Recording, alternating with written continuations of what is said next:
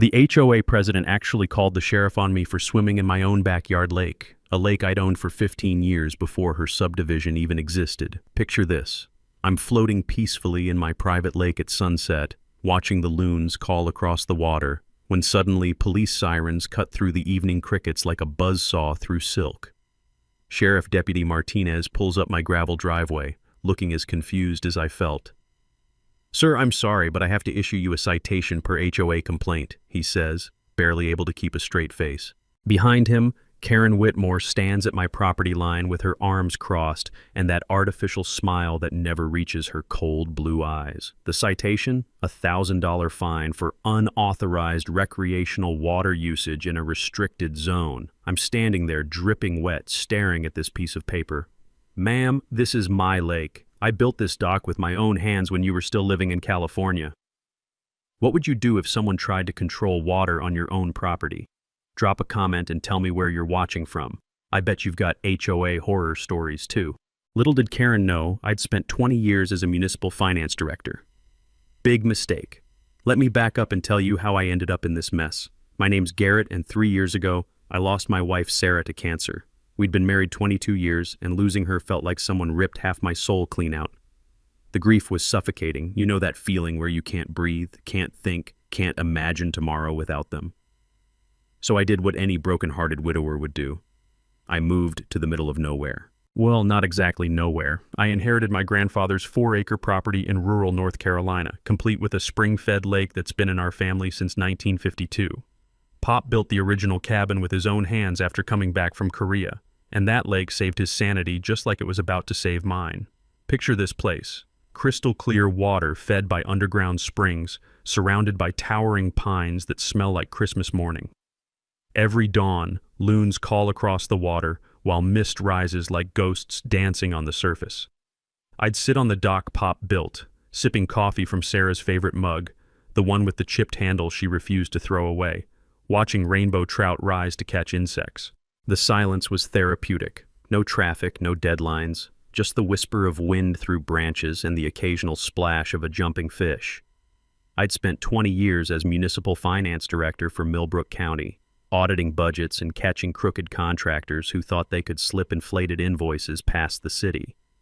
Back then, I'd learned that most government harassment stems from obscure ordinances that nobody bothers to challenge, knowledge that would prove invaluable when dealing with petty tyrants like Karen. But after Sarah died, I retired early. The lake became my sanctuary, my therapy, my reason to get up each morning.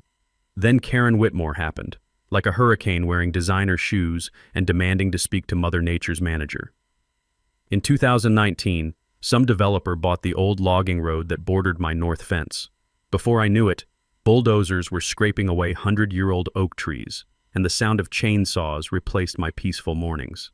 The smell of diesel exhaust and fresh-cut lumber began drifting across my property like an industrial plague, mixing with the pine scent until it smelled like a hardware store had exploded in a forest. Within 2 years, 47 McMansions sprouted like mushrooms after rain. Lakeside luxury estates, they called it, which was hilarious, considering their only lake view was of my property. But hey, nothing says luxury like paying $800,000 to stare at someone else's water through your kitchen window, right? Karen moved in from California, driving a white BMW with personalized plates reading Real TR1 and an ego the size of Texas. She was everything you'd expect. Blonde highlights that cost more than my monthly grocery bill, designer purse that probably cost more than my truck, the kind of artificial smile that screams, "I've never met a homeowner's fee I didn't want to double." Within 6 months, she'd maneuvered herself into HOA president and started her campaign to civilize us poor country folk. It began with passive-aggressive neighborly visits. She'd click across my gravel driveway in her stilettos, which, let me tell you, stilettos on gravel sounds like a tap dancer having a seizure, bringing store-bought cookies while commenting how my rustic cabin had such character. The overpowering scent of her perfume would mix with the natural pine breeze like cheap air freshener in a funeral home. When I politely declined her offer to buy my land for 60 cents on the dollar, her plastic smile turned predatory. That manicured mask slipped just enough to show the calculating real estate shark underneath. The harassment started small. Complaints to the county about my unpermitted dock. I showed them permits from 2008, older than half her subdivision. Then she claimed my trout were contaminating the watershed. The environmental inspector actually laughed and said my lake was cleaner than most municipal water supplies. But Karen had done her homework. She discovered some forgotten 1920s ordinance about recreational water usage permits, the kind of bureaucratic fossil that survives in dusty law books like a legal parasite. During my municipal days, I'd seen how these dormant ordinances could be weaponized against property owners who didn't know their rights. She convinced the county commissioners, conveniently her former real estate clients, to amend it retroactively. Suddenly, any lake activity within 500 feet of residential developments required HOA approval. My lake, which had existed for 70 years before her subdivision was even a fever dream in some developer's brain, was now subject to Karen's authority. The woman who'd lived here for 18 months was trying to control water that had been in my family for 3 generations. That's when she made her first big mistake. She called the cops on a grieving widower just trying to heal in his own backyard. Bad move, Karen. Really bad move. 2 weeks after the swimming citation, Karen showed up at my door with reinforcements. I was sitting on my porch, enjoying the morning coffee ritual that kept me sane, when I heard the crunch of multiple vehicles on my gravel driveway. The smell of fresh pine mixed with something that reminded me of bureaucratic desperation, that particular scent of cheap cologne and sweaty polyester that follows small-time con artists. Karen stepped out of her BMW wearing a triumphant smirk, followed by a guy in an ill-fitting county inspector uniform. His name tag read Randy Morrison, and he carried a clipboard like it was Excalibur, and he was the chosen king of petty harassment. "Mr. Henderson," Karen announced with fake sweetness, "we've received an anonymous complaint about your commercial fishing operation." I nearly choked on my coffee. Commercial fishing? Lady, I stock this lake for my own recreation. Randy puffed out his chest and slapped his clipboard against his leg, a nervous tic that would have been funny if he wasn't trying to shake me down. "Sir, you're going to need to show me your business license for this aquaculture facility, or I'll have to issue daily fines of $500 until you achieve compliance." Now, I've dealt with enough crooked inspectors during my municipal days to know when someone's running a con. Randy had that shifty-eyed look of a used car salesman trying to sell you a Honda with no engine. But I played along, pulling out my property deed and fishing permits. "These are for personal use," I explained patiently. "I stock about 50 trout twice a year for my own fishing." Randy barely glanced at the paperwork. "Anonymous complaint says you're running an unlicensed commercial operation. Until you prove otherwise, this lake is shut down." That night, while Karen probably celebrated with wine that cost more than most people's car payments, I fired up my old laptop. 20 years of municipal work had taught me that every bureaucrat leaves a paper trail, and Randy Morrison was about to get his examined under a very bright microscope. First discovery: Randy's inspector credentials had expired 2 years ago. The man threatening me with daily fines wasn't even legally authorized to inspect a lemonade stand, let alone my property. I remembered a case from my county days where a fake inspector had tried similar tricks. The key was documenting everything before they realized they'd been caught. I screenshot his expired license, filed a formal complaint with the state licensing board, and started digging deeper. A thorough search of public records revealed Randy had been conducting inspections across 3 counties using his expired credentials. This wasn't just incompetence, it was systematic fraud. When the state board contacted Randy about his unlicensed activities, he apparently had a complete meltdown. Word travels fast in small counties, and I heard through the courthouse grapevine that he'd called Karen in a panic, begging her to fix this somehow. Karen, being the strategic genius she was, decided the best defense was a good offense. 3 days later, an official-looking bill appeared in my mailbox. The Lakeside Luxury Estates HOA was now charging me a liability insurance surcharge of $500 per month for dangerous water activities. They'd backdated it to January. It was now July, so I supposedly owed $3,000. I had to admire the audacity. Karen was basically charging me rent to swim in my own lake that my grandfather had dug with a borrowed bulldozer in 1952, while Randy faced a $10,000 fine and possible criminal charges for impersonating an inspector. I was researching property law precedents. Years ago, I'd studied a landmark Supreme Court case about government overreach, Lucas versus South Carolina, where some bureaucrats tried to ban all development on a guy's coastal property. The court ruled that government can't eliminate all economically beneficial use of property without compensation. The principle was simple. They can't force you to pay fees for legal activities on your own land. Armed with this precedent, I filed a preliminary injunction in county court to stop Karen's shakedown. But I also had a surveyor come out to confirm my property boundaries. Call it intuition from dealing with shady characters for 2 decades. The survey results were like Christmas morning and winning the lottery rolled into one. Karen's precious subdivision encroached 15 feet onto state forest land. 3 of the McMansions, including one belonging to her cousin Danny, were technically trespassing on public property. I made an anonymous tip to the state forestry department. Sometimes the best revenge is just following the rules while watching your enemies hang themselves with their own rope. Within a week, 3 HOA houses received violation notices for illegal land use. The potential fines? $50,000 per structure, plus removal costs. Suddenly, Karen's measly $3,000 bill looked like pocket change. The next morning, Karen stormed across my property line like Sherman marching through Georgia. Except Sherman probably had better manners. Her face was red enough to stop traffic, and she was screaming about harassment and ruining property values, loud enough to scare the loons off my lake and probably wake the dead in the next county. "You think you're so smart," she shrieked, jabbing a manicured finger in my direction. "I'm going to sue you for intentional infliction of emotional distress." I calmly handed her the court papers for my injunction hearing, still warm from the printer. "See you in court, Karen. Bring your checkbook. And maybe a good lawyer, because you're going to need both." Her mouth opened and closed like one of my trout gasping for air. The sound of her heels retreating on gravel was music sweeter than any loon song. Karen apparently learned nothing from the Randy debacle, because 2 weeks later she decided to escalate to psychological warfare. And by psychological warfare, I mean she called Channel 7 News. I was feeding my trout their morning breakfast. Yes, I actually had a feeding schedule, don't judge me, when I heard the rumble of a news van coming up my driveway. The crunch of gravel under those heavy tires has a distinct sound, like someone stepping on bubble wrap made of rocks. Out stepped reporter Megan Torres, followed by a cameraman who looked like he'd rather be covering literally anything else. Behind them, Karen emerged from her BMW wearing what I can only describe as her concerned citizen costume. Conservative blazer, minimal makeup, and an expression that suggested she was fighting back tears over the tragic plight of endangered property values. "Mr. Henderson," Megan called out, approaching with that practiced reporter stride, "we're here about concerns that your lake activities are threatening the community's water supply." I looked at Karen, who was positioning herself strategically in the background with 3 neighbors she'd apparently recruited as props. Their faces showed the kind of manufactured concern you see in pharmaceutical commercials right before they list the side effects. "Ma'am," I said, setting down my fish food, "I'm not sure what concerns you're referring to." The questions started coming fast. Was I aware of the environmental risks? Did I care about children's safety? What about property values?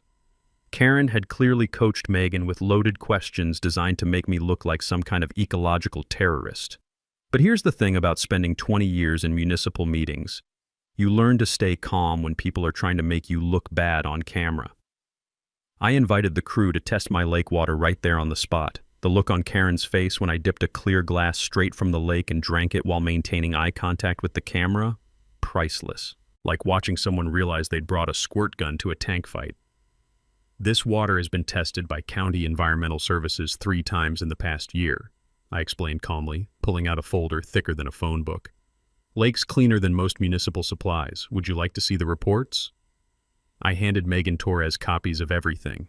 Environmental inspection reports showing pristine water quality, historical property deeds proving my water rights dating back to 1892, county permits that were all current and valid, and photographs documenting Karen's subdivision encroachment on state land. You could practically see the story shifting in real time. Megan's questions became sharper, more focused on why Karen would make claims that didn't match the documentation. Karen started sweating despite the October breeze carrying the scent of burning leaves from somewhere down the valley. "Mrs. Whitmore," Megan asked, turning the camera toward Karen, "do you have any evidence supporting your claims about water contamination?" Karen's response was a masterclass in verbal gymnastics. She stammered about potential risks and community concerns, while her eyes started twitching, a tell I'd learned to recognize from countless budget meetings with crooked contractors. That's when I decided to share what I'd learned about Karen's track record. During my years auditing municipal contracts, I'd developed a network of contacts across several states. A few phone calls had revealed that Karen Whitmore wasn't exactly a newcomer to neighborhood destruction. "Megan," I said, "you might want to look into Mrs. Whitmore's previous communities in California and Arizona. Interesting patterns emerge when you follow the paper trail." Karen went pale under her foundation. She knew I'd done my homework. The interview ended with Karen demanding equal time to present the HOA perspective. Megan agreed to a follow-up segment, which turned out to be Karen's second big mistake. While I prepared for round 2 by gathering more documentation, Karen apparently spent the week calling in favors. The station manager turned out to be Jim Patterson, who'd worked with me on several municipal transparency initiatives back in my county days. Small world, especially when you've built a reputation for honest accounting and catching financial fraud. The follow-up broadcast aired the next Thursday. Megan Torres presented a balanced piece showing both properties, but Karen's performance was pure comedy gold. She contradicted herself multiple times, got defensive when asked simple questions, and accidentally admitted she'd never actually tested the subdivision's well water that she claimed to be protecting. Meanwhile, I provided calm, fact-based responses backed up with documentation. The visual contrast was striking. Karen looking increasingly frantic while I sat there with binders full of evidence like some kind of bureaucratic superhero. Community response was overwhelmingly supportive. My voicemail filled up with neighbors thanking me for standing up to Karen's bullying. Several mentioned they'd been afraid to speak out before, worried about retaliation through HOA violations. But Karen wasn't done. Humiliated by the news coverage and facing questions about her past, she decided to go nuclear. The next Monday, I received a visit from the county health department. Karen had filed a complaint claiming my cabin's septic system was leaking into the lake, contaminating the watershed and threatening public health. She demanded an immediate cease and desist on all lake activities pending a full environmental investigation. The health inspector, a professional named Marcus who actually knew what he was doing, arrived with proper credentials and legitimate authority. I welcomed him with complete transparency, even offering coffee while he conducted his inspection. When Marcus discovered that my cabin used a state-of-the-art composting toilet system with zero sewage entering the lake, his reaction was not what Karen had expected. "This is actually an eco-friendly showcase," he told me, taking photographs of the system. "Mind if I get your contractor's information? I know several people who'd love to install something like this." Karen's complaint was officially dismissed as frivolous and malicious, language that would prove useful in future legal proceedings. The taste of victory was sweet, but I knew this was just the beginning. Karen was escalating faster than a rocket ship, and I had a feeling her next move would be even more desperate. If Karen had any sense left, she would have backed down after the septic system fiasco. Instead, she doubled down like a gambler with a mortgage payment due and pocket aces that turned out to be a pair of twos. Friday afternoon, I was splitting firewood behind my cabin, the rhythmic thunk of the axe helping me think through Karen's escalating insanity, when I heard the familiar sound of a delivery truck struggling up my gravel driveway. The postal worker looked apologetic as he handed me a certified letter thick enough to choke a horse. The return address made me smile. Rutherford and Associates, Charlotte's most expensive legal firm. Karen had hired the kind of lawyers who charge $600 an hour to write strongly worded letters threatening legal action over parking disputes. The cease and desist demanded I immediately stop all nuisance water activities that allegedly violated noise ordinances. According to their creative interpretation of municipal law, my swimming created excessive splashing sounds that disrupted the peaceful enjoyment of neighboring properties. They wanted $5,000 in mediation fees to avoid a full lawsuit. I had to admire the creativity. Karen was literally trying to find me for making splash sounds while swimming in my own lake. The woman had turned petty tyranny into an art form. But the legal letter was just the opening act. Over the weekend, Karen organized what I can only describe as a surveillance campaign. HOA members began driving past my property at 5-mile-per-hour speeds, taking photos and videos of everything I did. Someone left passive-aggressive notes on my truck windshield about respecting community standards and being a good neighbor. The county suddenly became very interested in my property. Building inspector, Monday, fire marshal Tuesday, tax assessor Wednesday. Each visit triggered by anonymous complaints about potential violations. The smell of bureaucratic harassment hung in the air thicker than morning fog over the lake. During my municipal days, I'd seen this tactic before, death by 1,000 paper cuts. The goal wasn't to find actual violations. It was to exhaust me with constant harassment until I gave up and moved away. Karen had apparently read the playbook on how to destroy property owners through legal attrition. But Karen had made a critical error. She'd picked a fight with someone who knew how to research public records and follow money trails. That weekend, I spent 2 days in the basement of the county records office, a place that smells like old paper and broken dreams. What I discovered was better than Christmas morning. Karen's subdivision had been built using an emergency wetlands permit that required a 25-foot buffer zone from all natural water sources. 3 houses, including Karen's own McMansion, had been built within the buffer zone. The violations carried potential fines of $10,000 per day, with possible demolition orders if the environmental impact was severe enough. But that wasn't the best part. I also requested the HOA's financial statements under North Carolina's public records law, something any property owner within the association's jurisdiction can do. What I found made Randy's fake inspector credentials look like a parking ticket. Karen had been treating the HOA treasury like her personal piggy bank. No competitive bidding for maintenance contracts, despite state law requiring it for expenditures over $10,000. Her husband Rick's landscaping company held an exclusive $45,000 annual contract. Pool maintenance went to her cousin Danny for $28,000 a year. The legal fees category included payments to her personal attorney for matters completely unrelated to HOA business. Years ago, I'd worked on a case involving a municipal official who'd used similar self-dealing schemes. The key was documenting the pattern and showing deliberate intent to defraud. Karen had left a paper trail wider than Interstate 85. While I was building my case, Karen filed for a temporary restraining order against me. She claimed I was stalking and harassing HOA members and had threatened violence during our property boundary dispute. The court hearing was scheduled for Tuesday morning, with sheriff's deputies serving papers while I was feeding my trout their evening meal. I hired Patricia, an attorney who specialized in HOA disputes and had a reputation for eating corrupt board members for breakfast. Patricia reviewed my documentation and smiled the kind of smile that makes opposing lawyers very nervous. "Garrett," she said, spreading the evidence across her conference table, "Karen's about to learn why you don't bring a knife to a gunfight." The court hearing was pure theater. Karen arrived with 3 HOA members as witnesses, all wearing their Sunday best and practicing their concerned citizen expressions. I brought a binder of evidence that could have doubled as a boat anchor. Judge Margaret Yates, a no-nonsense woman with 30 years of experience dealing with frivolous lawsuits, reviewed the materials with the thoroughness of a forensic accountant.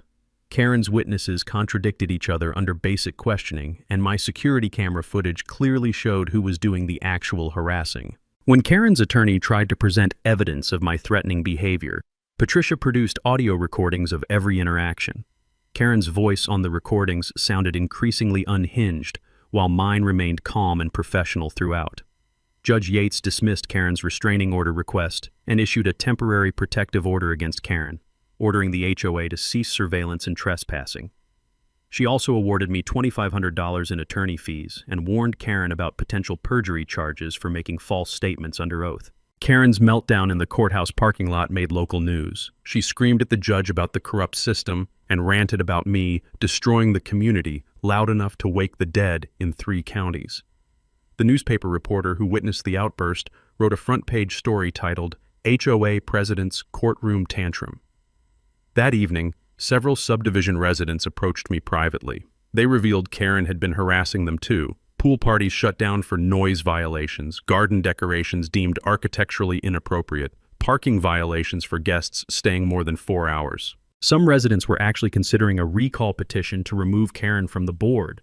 But while I was savoring this small victory, Patricia had discovered something in the original HOA charter that would change everything. Hidden in the dense legal language was a clause I'd completely missed, one that would shift the balance of power permanently.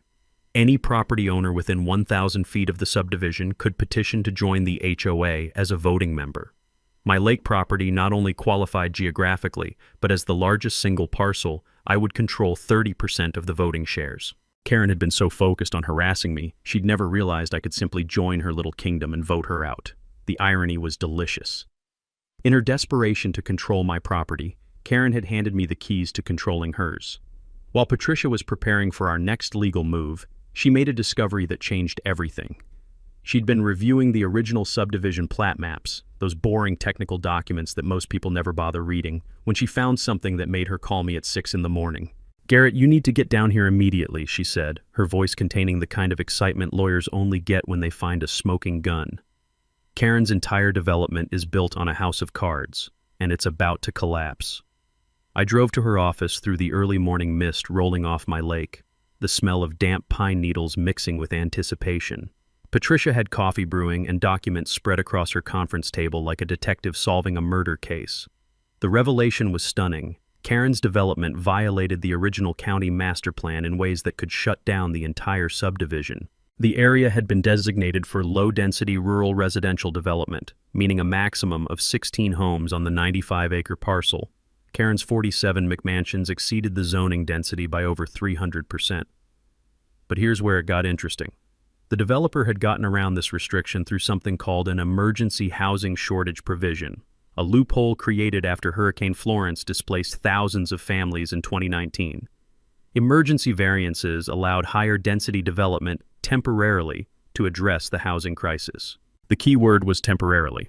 These emergency provisions expired after 5 years unless specifically renewed by the county commission. Karen's subdivision variance would expire on December 15th, just 6 months away.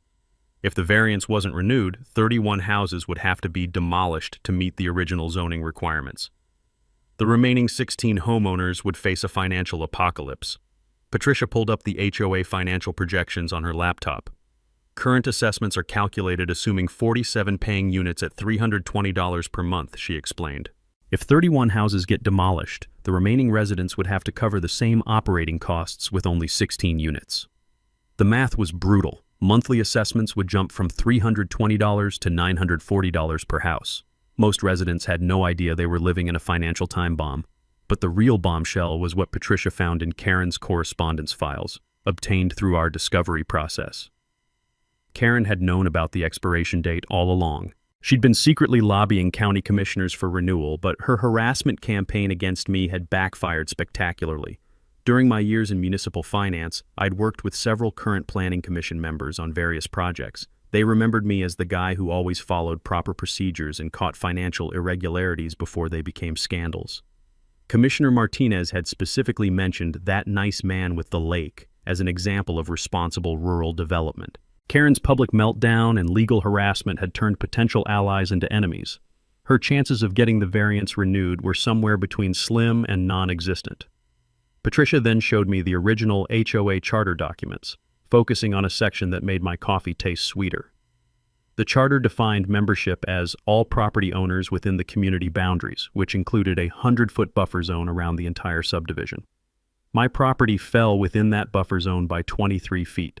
As a pre-existing property owner with legal standing, I had the right to join the HOA as a voting member. The charter specified that voting power was proportional to property size and assessed value. My 4-acre lakefront property was assessed at $485,000, while the average subdivision home was assessed at $225,000. Under proportional voting rules, I would control 31% of all HOA decisions. If you join the HOA, Patricia explained, you can block any assessment increases, call special elections for board positions, access all financial records without jumping through public records hoops, and propose charter amendments with your voting bloc. The irony was perfect. Karen had spent months trying to control my property through HOA regulations. Now I could join her HOA and control her, but as I sat there looking at the legal documents, I realized something important. I didn't want to destroy this community. Many residents were victims of Karen's schemes just like me. The real solution wasn't revenge, it was removing the cancer and healing the patient. My goal shifted from payback to community restoration. Remove Karen, fix the financial problems, create a sustainable HOA that actually served its residents instead of feeding one person's power addiction. Karen, meanwhile, had somehow learned that information about the zoning expiration was leaking. She'd called an emergency HOA meeting for the following Saturday, claiming urgent financial matters required immediate attention. The meeting notice went out with minimal advance warning, a classic suppression tactic to limit attendance. I had 72 hours to file my HOA membership application and gather support from dissatisfied residents. Saturday morning would become the showdown for control of the community's future. Patricia worked through the weekend preparing legal documents while I reached out to residents who'd approached me after the courthouse victory. The race was on, and the winner would control not just the HOA but the financial survival of 47 families. The taste of justice was within reach. but it would require perfect execution and a little help from neighbors who were tired of living under Karen's reign of petty terror. Saturday morning couldn't come fast enough, but I had 3 days to build an alliance that could take down Karen's empire of petty tyranny. The smell of fresh coffee and determination filled my cabin as Patricia and I mapped out our strategy like generals planning D-Day. First recruit, Janet Morrison, the retired teacher who lived on Maple Court and had been documenting Karen's overreach for 2 years. Janet had that quiet steel you find in educators who've dealt with difficult parents and budget cuts. Karen had fined her $200 for installing a non-conforming bird bath. Apparently, concrete doves violated the architectural covenant's vision of suburban paradise. When I called Janet, her voice carried 20 years of suppressed frustration. "Mr. Henderson, I've been waiting for someone to stand up to that woman. What do you need?" A Janet spiral notebook contained 2 years' worth of violations, fines, and harassment incidents, organized with the precision of a teacher's gradebook. She documented everything from Karen's surprise inspections to the HOA board meetings where dissenting voices were systematically ignored. Next was Bob Martinez, an accountant who lived on Oak Ridge Drive and had the misfortune of asking questions about HOA finances. Bob was the kind of numbers guy who noticed when spending didn't add up, a dangerous trait in Karen's world of creative accounting. "I've been trying to review actual invoices for months," Bob explained when we met at the local diner, the smell of bacon grease and honest conversation filling the air.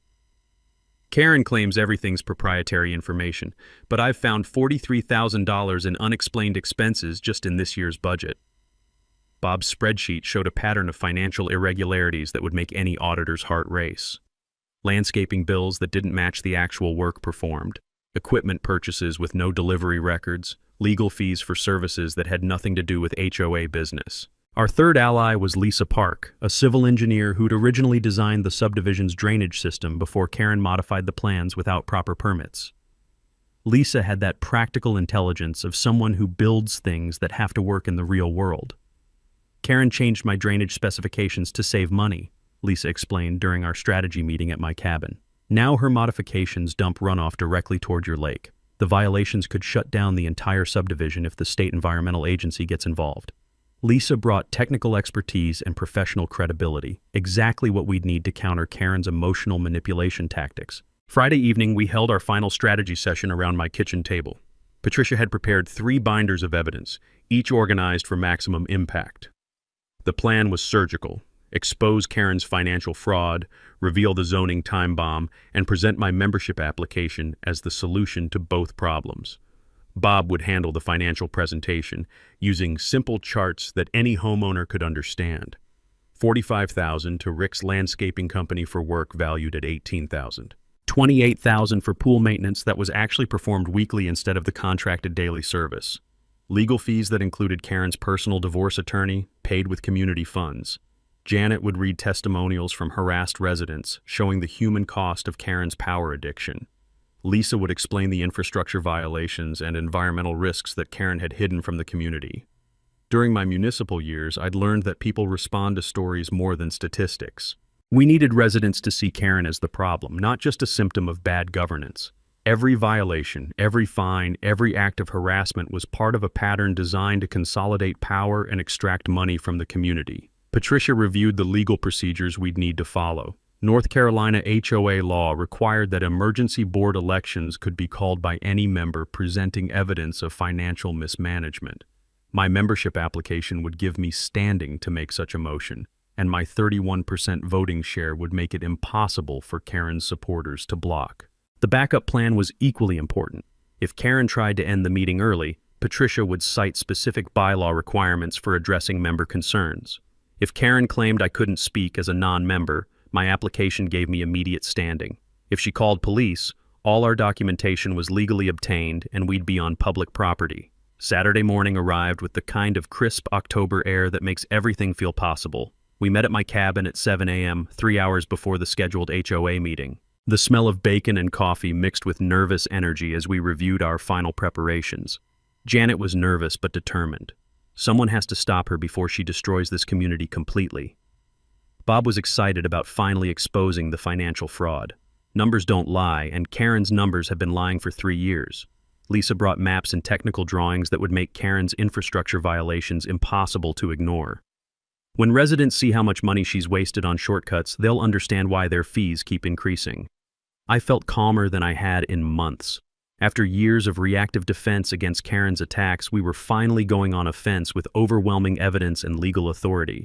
Patricia distributed copies of all our documents and reminded everyone about Karen's likely tactics. We should expect personal attacks, false accusations, and emotional manipulation.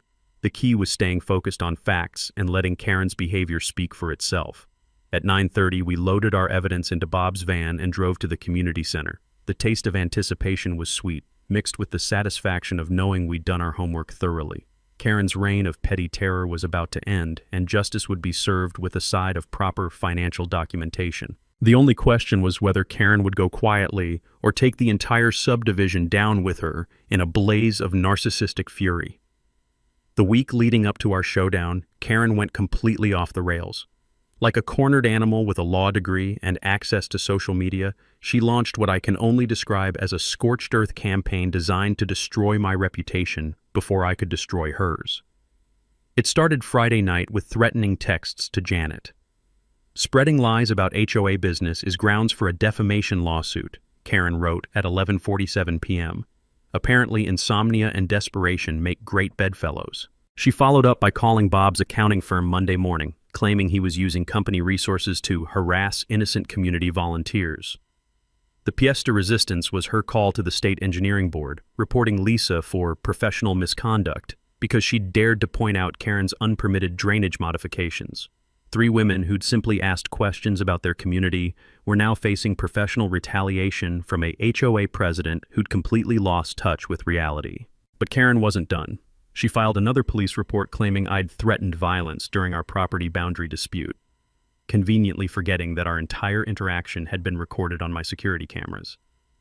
The officer who took the report was the same Deputy Martinez who'd originally cited me for swimming, and his report noted Karen's increasingly erratic behavior and inability to provide specific evidence. Saturday morning brought Karen's masterstroke of stupidity. I arrived early at the community center to find a handwritten sign taped to the door. "Meeting relocated to 847 Maple Court due to security concerns."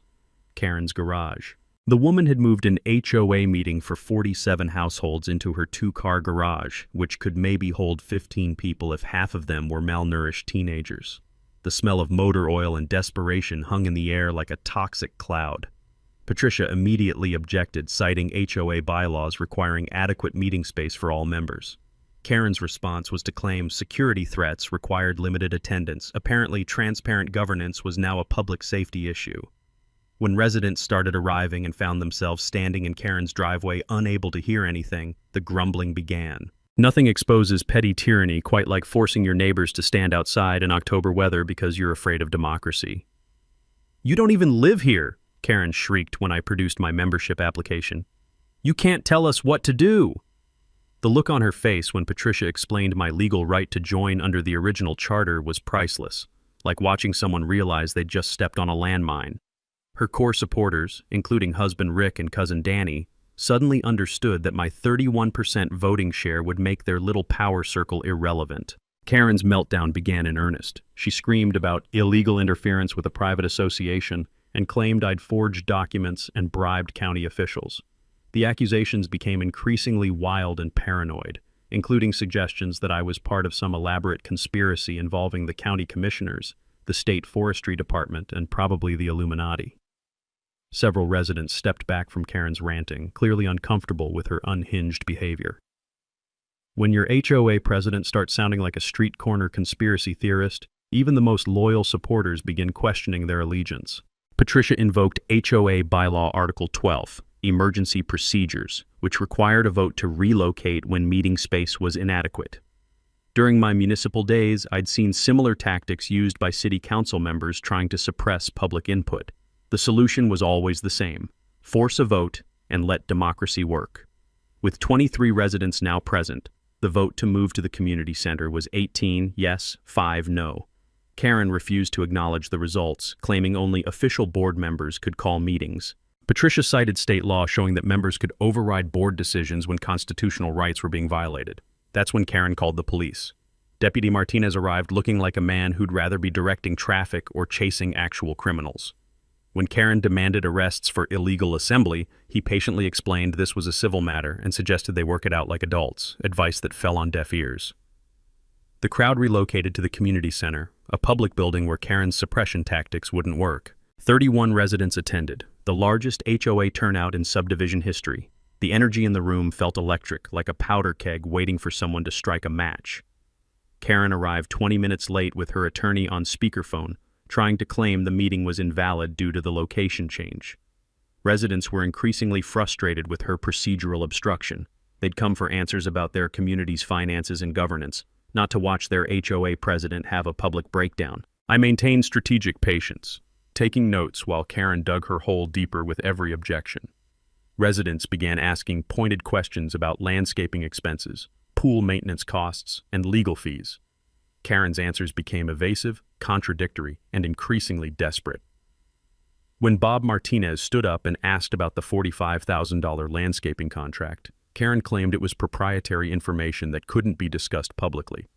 Bob produced public records showing the inflated billing, and Rick Whitmore visibly started sweating in the corner like a man watching his gravy train derail in real time. Desperate to change the subject from financial fraud, Karen launched a personal attack on me that would have made a political operative blush. She brought up Sarah's death, suggesting I was mentally unstable and posed a danger to families. She accused me of stalking innocent children and being a dangerous loner who threatens property values. The room went dead silent. Even Karen's supporters looked disgusted by her willingness to weaponize a widower's grief for political gain. Janet Morrison stood up, her voice shaking with righteous anger. Karen, you fined me $200 for a bird bath. When did we become so cruel to our neighbors? Other residents began sharing their own stories of harassment and intimidation. The dam had broken, and years of suppressed frustration came pouring out like water through a burst levee. Karen tried to adjourn the meeting, but residents refused to leave. The taste of democracy was too sweet after years of authoritarian rule. I approached the podium with my documentation binders, and Karen made one last desperate stand. I won't let you destroy our community, she screamed. I'm not trying to destroy it, I replied calmly. I'm trying to save it. The stage was set for the final confrontation. The week between our garage confrontation and the final showdown, Karen went completely nuclear. I'm talking full-scale, burn everything to the ground desperation that would have impressed Napoleon during his retreat from Moscow. She hired a private investigator, some sketchy ex-cop named Wade who drove a beat-up sedan and wore cologne that smelled like regret mixed with cigarettes. Wade started following me around town, taking pictures through my cabin windows, and even approached my elderly neighbor, Mrs. Patterson, asking questions about my mental state and daily habits. Karen's social media campaign escalated to pure fiction. She created fake profiles, spreading rumors that I was planning to build a commercial fishing operation that would destroy property values. She posted doctored screenshots of threatening messages allegedly from me, complete with creative spelling errors to make them look authentic. The crown jewel of her smear campaign was claiming that Sarah had actually committed suicide and I was covering it up to protect my reputation. The woman was now weaponizing my wife's battle with cancer for political gain. Even by Karen's standards, this was a new low that would have impressed Stalin. But while Karen was busy destroying her remaining credibility with increasingly unhinged behavior, I was putting together the final pieces of evidence that would end her reign permanently. Bob Martinez had found the smoking gun. Bank records showing Karen used $85,000 from the HOA Reserve Fund as a down payment on a vacation condo in Myrtle Beach. The withdrawal was documented as emergency roof repairs for the community center, but the same day the money left the account, Karen closed on Beach Breeze Condominiums Unit 247. Her social media posts from that weekend showed her celebrating at the beach while homeowners thought their reserve fund was paying for infrastructure improvements. The level of brazen theft was breathtaking, like robbing a bank and then posting vacation photos with the stolen money. Patricia had been busy too, working with the county prosecutor to build a criminal case. Each fraudulent transaction carried a potential 2 to 10-year sentence under North Carolina's embezzlement statutes. Karen wasn't just facing removal from the HOA board, she was looking at serious prison time. Meanwhile, Wade, the private investigator, overplayed his hand. Tuesday evening, Mrs. Patterson called the sheriff's office after catching him trespassing on her property and trying to peek into her windows. When deputies arrested Wade for intimidation and illegal surveillance, he immediately threw Karen under the bus to save his own skin. The arrest report specifically mentioned that Wade had been hired by HOA President Karen Whitmore to gather compromising information on a community member. Karen's intimidation campaign was now part of the official criminal record. Thursday brought the final piece of evidence I needed. My own investigator, a reputable firm that didn't smell like an ashtray, delivered a comprehensive report on Karen's history. She'd pulled identical scams in 3 previous communities across California, Arizona, and Florida. The pattern was always the same: move in, take over the HOA, embezzle funds, create chaos, and disappear before anyone could prosecute. 2 criminal cases were still pending from her previous communities, and there was a civil judgment for $127,000 that she'd never paid. Karen wasn't just a petty neighborhood tyrant. She was a serial community destroyer with a proven track record of financial fraud. The morning of our final confrontation, I noticed a U-Haul trailer attached to Karen's BMW. She was planning to flee immediately after the meeting, probably with whatever money she could steal before the authorities caught up. The community center was packed beyond capacity. 67 residents attended, more than had ever shown up for any community event. Megan Torres and her Channel 7 news crew set up discreetly in the back, having gotten a tip about the ongoing HOA investigation. County Prosecutor Williams sat in the back row with Detective Hayes, ready to execute an arrest warrant as soon as Karen incriminated herself on camera. Sheriff's Deputy Martinez stationed himself outside, knowing Karen's history of volatile behavior when cornered.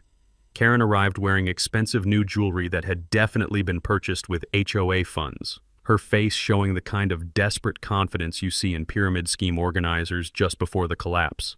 Her husband Rick was notably absent. Apparently he'd already fled to relatives in Oklahoma with their liquid assets. She tried to control the meeting from the start, limiting discussion and claiming security concerns required an abbreviated agenda. But when I requested recognition under Robert's Rules of Order, Patricia stood up with our completed membership documentation. "The review period expired yesterday," Patricia announced clearly. "Mr. Henderson is now an official HOA member with 31% voting share." Karen's face went white as the power dynamics shifted permanently. The room buzzed with excitement as residents realized Karen no longer controlled their community's future. I approached the podium carrying 3 binders of evidence, my voice calm and professional from 20 years of municipal meetings. "I'd like to present some financial irregularities for board review." Karen jumped up, screaming, "You can't discuss confidential HOA business!" I looked directly at the news camera. "Ma'am, embezzlement isn't confidential. It's criminal." The taste of justice was finally within reach, and Karen's reign of petty terror was about to end in spectacular fashion. All I had to do was present the evidence and let the facts speak for themselves. The only question was whether Karen would go quietly or drag the entire community through one final humiliating spectacle of narcissistic rage. Based on her track record, I was betting on the spectacle. The moment of truth arrived like a freight train loaded with justice and documentary evidence. 67 residents packed into the community center, creating an electric atmosphere that smelled like anticipation mixed with the lingering scent of coffee from the concession stand. Channel 7's camera lights cast everything in stark relief, making the moment feel like a courtroom drama about to reach its verdict.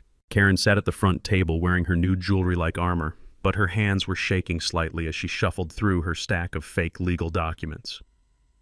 The U-Haul trailer visible through the window told everyone exactly how confident she was about tonight's outcome.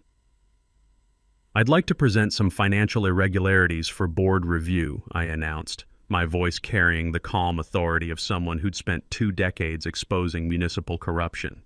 "You can't discuss confidential HOA business!" Karen shrieked, her voice hitting a pitch that probably scared dogs in the next county. I looked directly at the news camera and smiled. "Ma'am, embezzlement isn't confidential. It's criminal."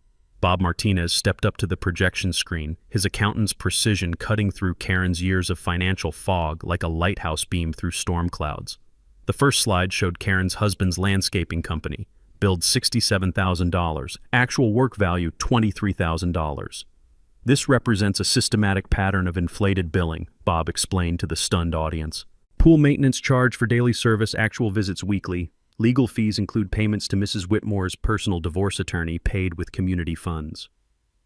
Karen launched herself at Bob's laptop like a rabid wolverine. screaming that the numbers were lies and fabrications. Her desperate attempt to shut down the presentation only made her look more guilty as security camera footage showed financial transfers from HOA accounts directly to her personal banking. Several residents gasped audibly when the Beach Breeze condominium's purchase appeared on screen. $85,000 withdrawn for emergency roof repairs, same day Karen closed on her vacation condo. Her social media posts from that weekend showed her celebrating at the beach while homeowners thought their money was fixing community infrastructure. That's when my investigators' report really drove the knife home, I continued, advancing to slides showing Karen's criminal history. Ladies and gentlemen, meet Karen Whitmore Johnson, serial community destroyer. The room erupted in shocked murmurs as her real identity was revealed. 3 previous communities destroyed by identical schemes. Criminal charges pending in California for grand theft and fraud. Civil judgment in Arizona for $89,000 in restitution, still unpaid. Karen's first complete meltdown began in earnest. She screamed that everything was lies and conspiracy, while her remaining supporters quietly edged toward the exits. When she grabbed for the microphone, her voice cracked with desperation. "This man is dangerous. He threatened to poison our water supply. He's been stalking children." The accusations became increasingly wild and obviously fabricated. She pulled out a clearly forged mental health evaluation with the wrong doctor's license number. The document was so obviously fake that several residents actually laughed out loud. That's when County Prosecutor Williams stood up, his badge glinting under the fluorescent lights. "Mrs. Whitmore, I'm Prosecutor Williams. You're accused of embezzling $127,000 from your neighbors." The camera crew moved closer as Karen realized she'd been recorded committing perjury and making false accusations on live television.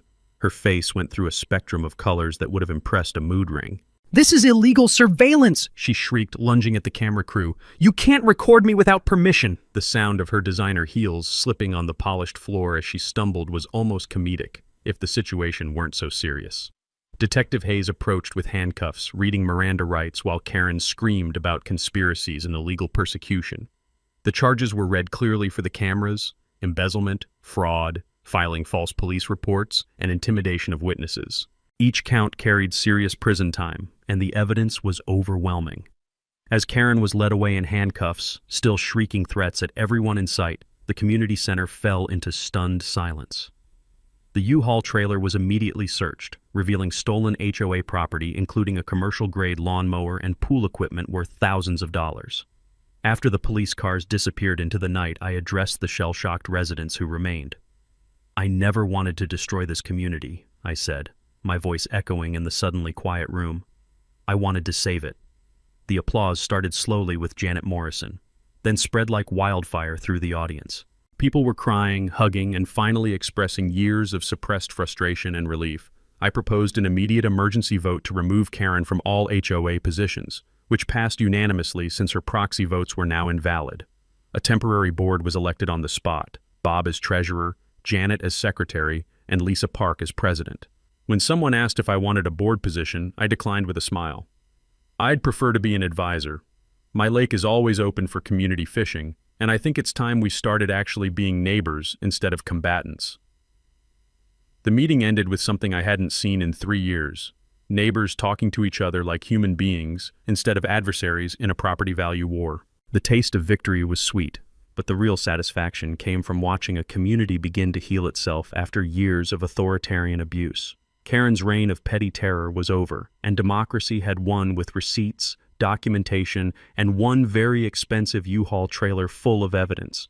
Justice served with a side of proper financial accounting and a healthy dose of community solidarity.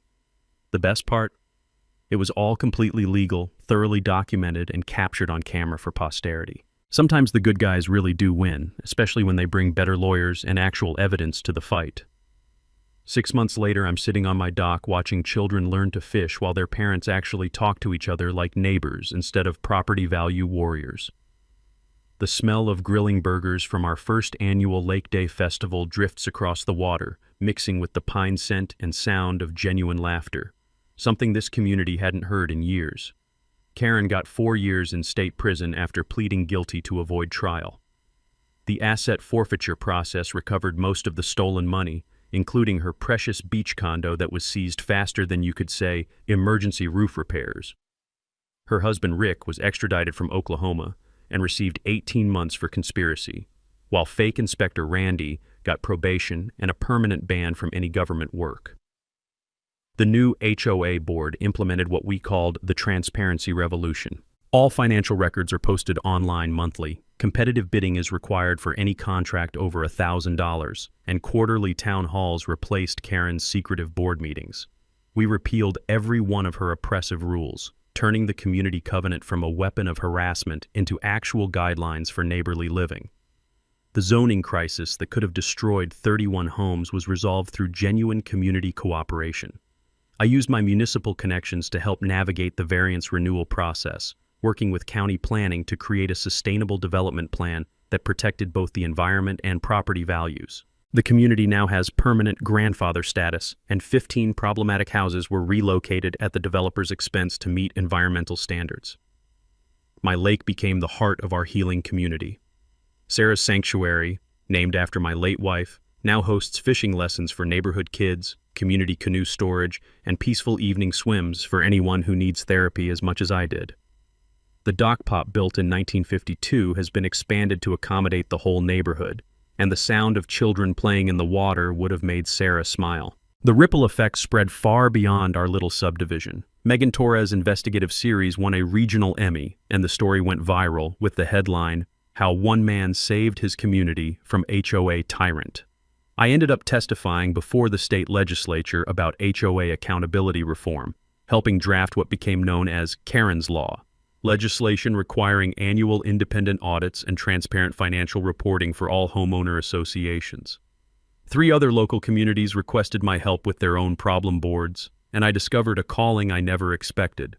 There's something deeply satisfying about using 20 years of municipal finance experience to help neighbors take back their communities from petty dictators who think property ownership comes with feudal privileges.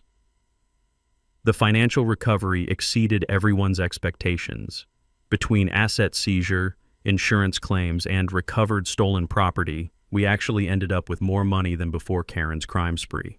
Monthly assessments dropped to $180, lower than when Karen first took power, and our reserve fund is healthier than ever. Property values increased 12% after Karen's removal, proving that good governance and community spirit are better for real estate prices than authoritarian rule and constant litigation. Who would have thought that treating neighbors like human beings actually makes neighborhoods more desirable? Personally, the lake that saved my sanity after Sarah's death has become something even more meaningful, a symbol of community healing and shared purpose. Grief over my wife's loss will always be part of me, but channeling that pain into helping others has given life new meaning. Last week, I received a call from a desperate homeowner in Tennessee. Another HOA corruption story involving a veteran whose disability modifications were being blocked by a power-hungry board president.